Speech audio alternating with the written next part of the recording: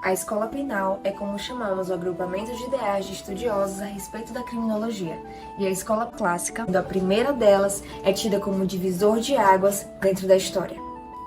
Esta surgiu entre o final do século XVIII e metade do século XIX, dentro de um governo absolutista e sistema jurídico e penal completamente caótico, onde pecado se confundia com crime e as penas eram completamente desproporcionais e cruéis. A escola clássica surgiu como uma manifestação contrária a essa realidade. O contexto daquele período era o fortalecimento do capitalismo e a ascensão da burguesia, e diante dessas mudanças fez-se necessário emergencialmente um novo modelo político-econômico. Diante disso, automaticamente precisou haver a transformação dos sistemas penais. Exigia-se mudança no que era considerado normal, penas de esquartejamento, enforcamento, decapitação, tortura, que para a época foram considerados aceitáveis, e para que essas mudanças acontecessem era necessário uma grande transformação no sistema e também na sociedade. Na ascensão da burguesia, o italiano Cesare Bonissano, o Marquês de Beccaria, ele foi um dos principais escritores que influenciaram a escola clássica com a sua obra dos Delitos e das Penas. Naquela época, o sistema político que predominava era da igreja. Então, todas as decisões judiciais eram mantidas com base em decisões religiosas. Eles, então, geravam muita insegurança judicial e também a tortura judicial. Eles, por exemplo, falavam para a pessoa passar pelo meio do fogo.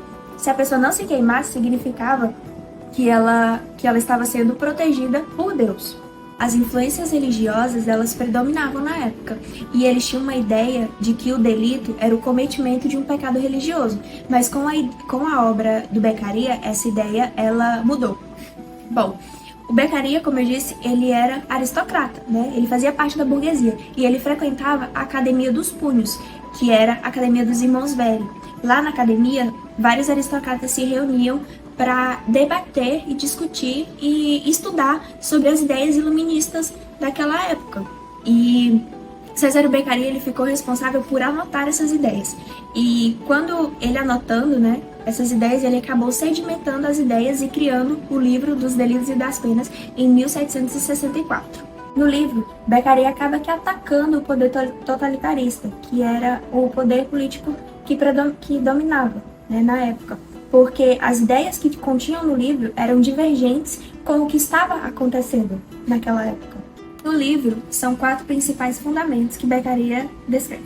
O primeiro é a humanização das penas, porque naquela época as penas eram muito agressivas, né? As pessoas eram queimadas vivas, eram torturadas, decapitadas. O outro é o princípio da legalidade, onde é a ideia de que o crime ele deve preexistir ao fato. Ou seja, quando a pessoa ela comete o fato, ela deve saber que existe um crime prescrito em lei anteriormente, né? A outra principal é o princípio da publicidade, onde ele deixava claro que todas as pessoas deveriam estar cientes de que existia uma lei publicada para conhecimento de todas as pessoas, né? Conhecimento geral de todas as pessoas, era conhecimento público das leis. E o último é a proporcionalidade das penas. Já Francisco Carrara foi um dos maiores expositores e consolidadores da escola clássica, além também de ser um dos maiores penalistas de todos os tempos. Segundo o autor, o crime era composto por 2 forças. A física, elemento nos termos técnicos, objetivo, e a moral, termo subjetivo. Sua teoria era baseada no direito natural, e dela vinha direitos e deveres de cada indivíduo, e devia ser mantido em equilíbrio pelo Estado. Uma das características apresentadas por Francisco Carrara é que o crime é um ente jurídico, não uma ação, mas sim uma infração. O livre-arbítrio é usado como principal fundamento para a punição, pois o homem é um ser de escolhas, e cada escolhendo o mal deve ser responsabilizado por sua infração. A pena era uma forma de manter o controle e a ordem social, garantindo assim a segurança dos cidadãos.